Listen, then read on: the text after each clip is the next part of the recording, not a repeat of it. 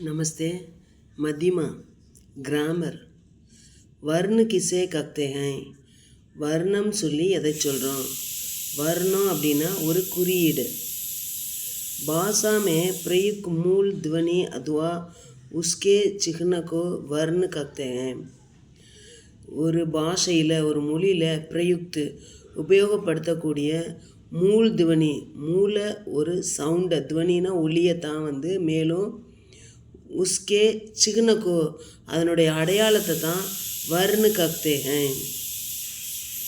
கதித் या लिखित भाषा का मूल आधार क्या है?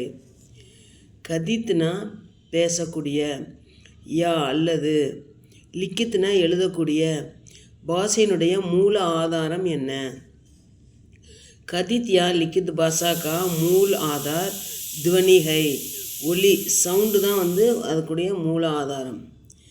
லிபி கிசே கக்தே ஹை. எழுத்துன்னு சொல்லி எதை சொல்கிறோம்? ध्वनियों के लिखने के लिए जिन चिह्नों का प्रयोग किया जाता है उसे लिपि कहते हैं. அதாவது ஒலிகளை எழுதுறதுக்காக எந்த அடையாளங்களை நம்ம பிரயோகம் பண்ணுறோமோ அதைத்தான் லிப்பின்னு சொல்லி சொல்கிறோம், எழுத்துன்னு சொல்கிறோம். हमारे संविधान में कितनी भाषाओं को राष्ट्रीय भाषा का दर्जा दिया गया है? हमारे संविधान में 22 भाषाओं को राष्ट्रीय भाषा का दर्जा दिया गया है. நம்மளுடைய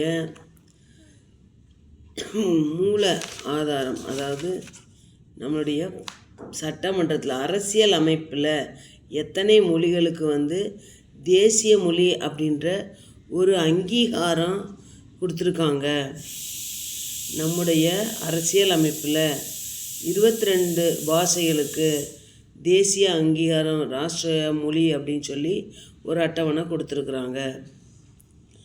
हिंदी वर्णमाला में कितने स्वर और व्यंजन हैं?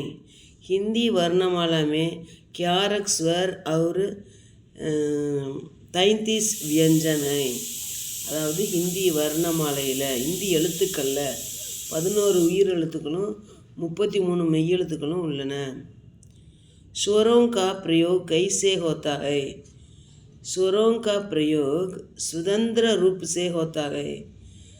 அந்த உயிரெழுத்துக்களுடைய பிரயோகம், பயன்பாடு எப்படி இருக்கிறது அப்படின்னா, உயிரெழுத்துக்களுடைய பிரயோகம் சுதந்திரமான தோற்றத்தில் இருக்குது, சுதந்திரமாக இருக்குது.